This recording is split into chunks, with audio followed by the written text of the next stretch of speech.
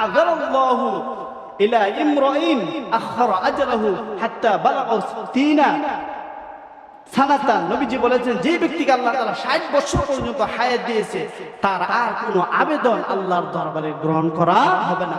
এত লম্বা সময় দেওয়া হলে লম্বা সময়ও আল্লাহ তাআলাকে খুঁজে পাও নাই, নিজেকে তৈরি করতে পারে না। অনেক ভাই আছে, যদি প্রশ্ন করি, ভাই নামাজ কেন পড়ো না?